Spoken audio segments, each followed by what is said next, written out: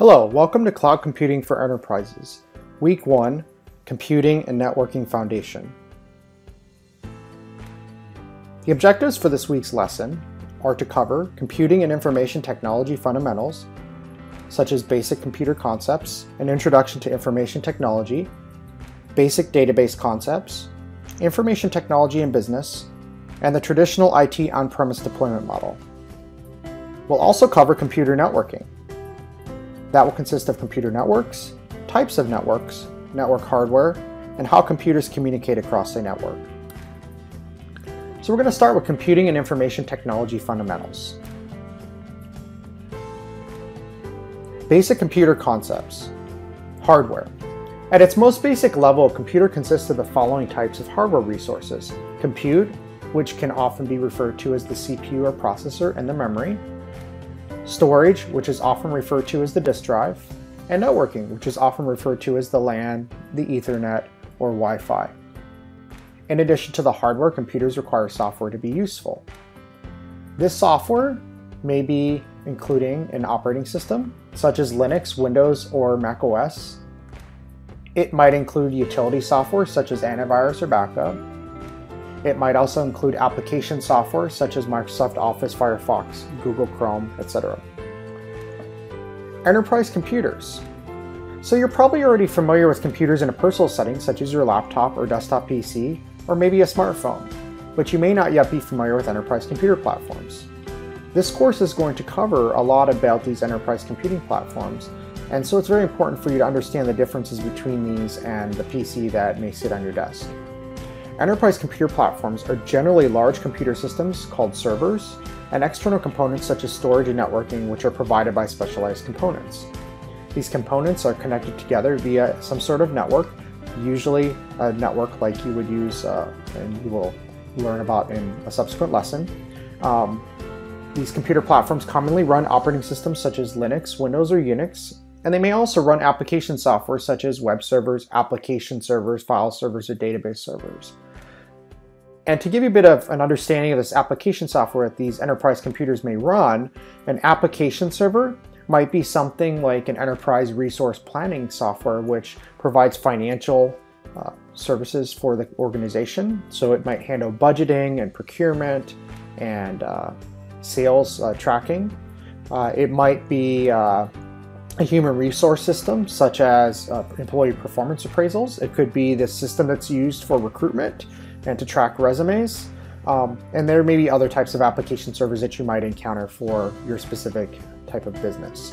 In addition, there are web servers, which when you go to a website in your web browser on your phone or on your laptop, you're connecting to a web server on the other end that's serving up information to you. Another type of server that you might encounter is a file server. And so if you've ever accessed a shared drive within your organization, that's a file server. And so you're sharing files for the purpose of sharing those files with other people in your organization. Or you might encounter a database server, and a database server could run any type of software, variety of different types of databases that exist out there. Some common examples are Microsoft SQL Server, Oracle, MySQL, and IBM's DB2. So now that you have an introduction to basic computer concepts, we're going to move on to basic database concepts. So a database is just a computerized collection of pieces of data that are organized so the data can be readily accessed, managed, and updated. They may contain fields, which are containing characters or text. They might include audio, video, or image files. They contain records, which is a collection of related fields, and they're usually organized in a row. They also might include tables, which are collections of related records. There are different database models that you may encounter, and we're not going to go too deep into any of these, but we'll just review them here, and there's a diagram for each that you can take a look at. The first one is the hierarchical model. The second one is the network model. The third one is a relational model. And there are two other models, an object-oriented database or a multi-dimensional database that you might encounter in your career.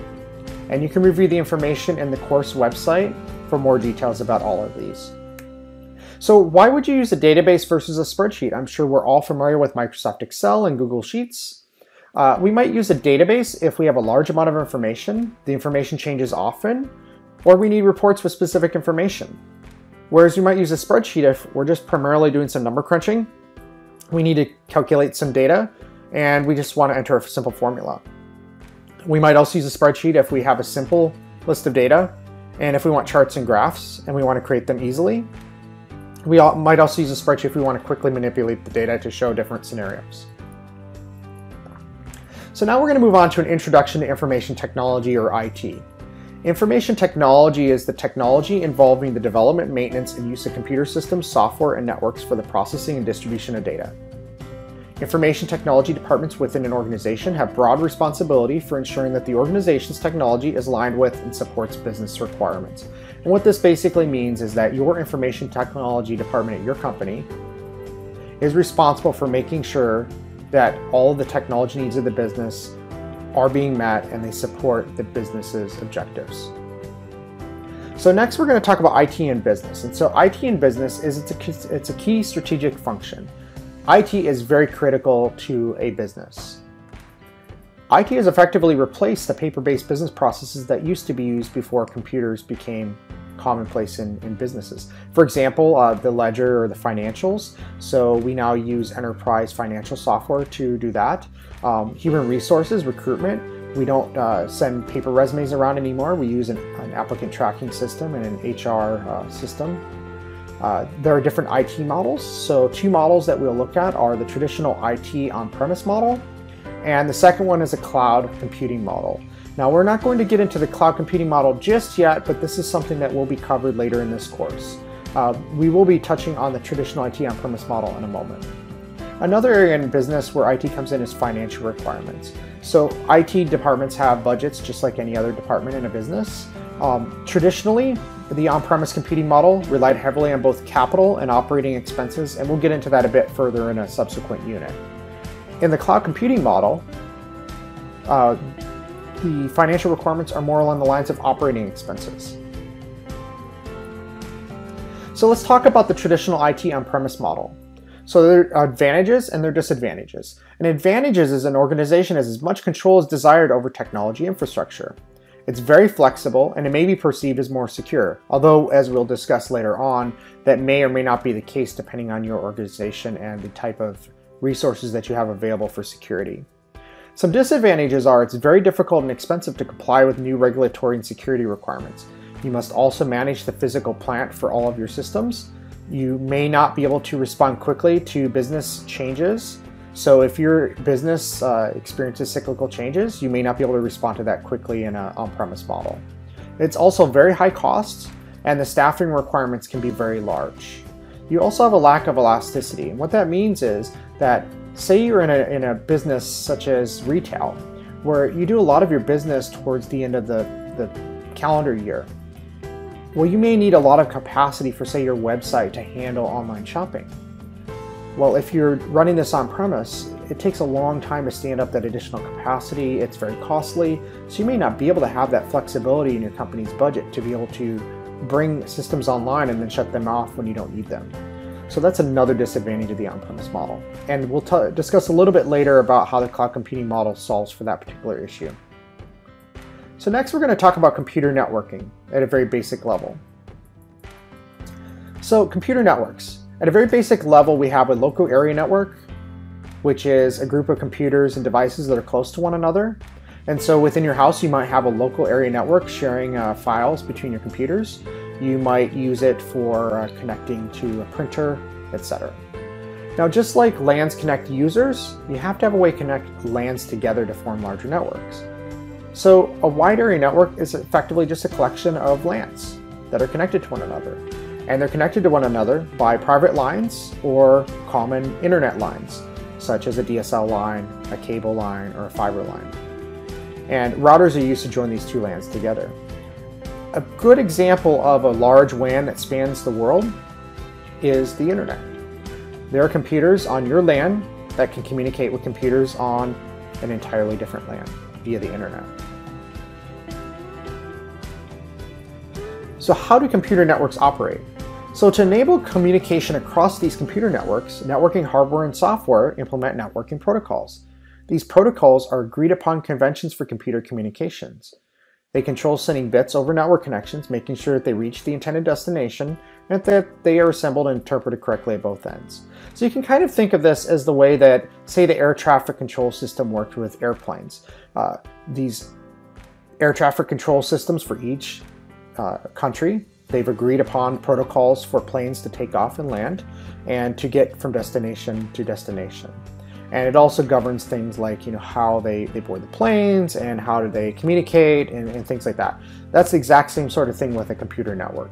So there are a number of protocols that exist to support communications across LANs and WANs, and they work together in a layered structure. The most common one is the OSI networking model, and we'll talk about that here shortly.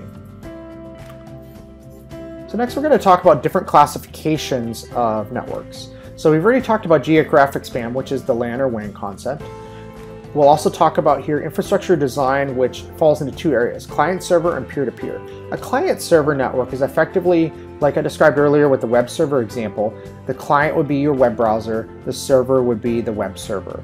And your client, the web browser, makes a request to the web server over the internet and requests certain data for you to retrieve. So say you want to go to your bank's website and submit an online banking transaction, your client browser goes out, makes a request to the web server and says, hey, I would like to do an online banking transaction, and then the web server at your bank sends the information back to your client and says, here's my website, and now you're logged in and you can see your banking details. A peer-to-peer example would be, say if you use Skype. Skype uses a peer-to-peer model. So what that means is any node on the network or any computer on the network supports the same functions. So if I'm using Skype and you're using Skype, there is no client or server. They're effectively performing the same functions on both ends.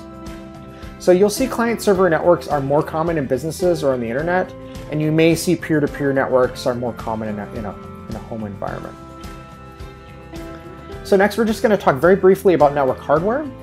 So at a very basic level, early networks were very simple, and they often consisted of nothing more than a bunch of computers chained together with cable. Over time, the networks have become much more complex, and hardware and software has been developed to help control the flow of that data across different networks. So there are different devices now that manage the flow of data. And there are three examples here. One is a router, and these control data flow between two or more networks, such as a WAN, although they could be used on a LAN as well. There's also switches. These connect multiple devices together on a single LAN. So you may have a router in your house. You may actually have a switch in the back of your router. That would be where the ports for the different cables plug in. Another example that you might encounter, although these are less common these days, are a hub. And this is effectively the way I would refer to it as a dumb switch. They're effectively like a switch, but they don't have any software to control them. So they're just effectively a physical connection point between two sets of networks, and you can connect them together with a hub, and now they appear as one network. Next, we're going to talk about the OSI model very briefly. So the OSI is basically a reference model for communications and computer network protocol design. It's 7 layers, and we start off at the very bottom, just like a foundation of a house or office building. We have a physical layer that's built upon by the data link layer, that's built upon by the network layer, and then the transport layer, then the session layer, and then the presentation layer, and then the application layer. How do computers communicate across the network? Well, they use a communications protocol, and this defines how network computers communicate. Normally, it's a layered form providing all or part of the services specified by the OSI reference model. And then the OSI reference model is just a framework as we depicted on the last slide, defining the architecture that supports the functions required to enable system-to-system communication. And it provides the basic elements of computer networking. So in summary, this week you learned about computer and information technology fundamentals, which included basic computer concepts, introduction to information technology, basic database concepts, information technology in business, and the traditional IT on-premise deployment model. We also talked about computer networking, which included computer networks, types of networks, network hardware, and how computers communicate across the network. Now, please go through the course website and make sure that you reviewed all the helpful information that's provided for the week. Thank you and good luck.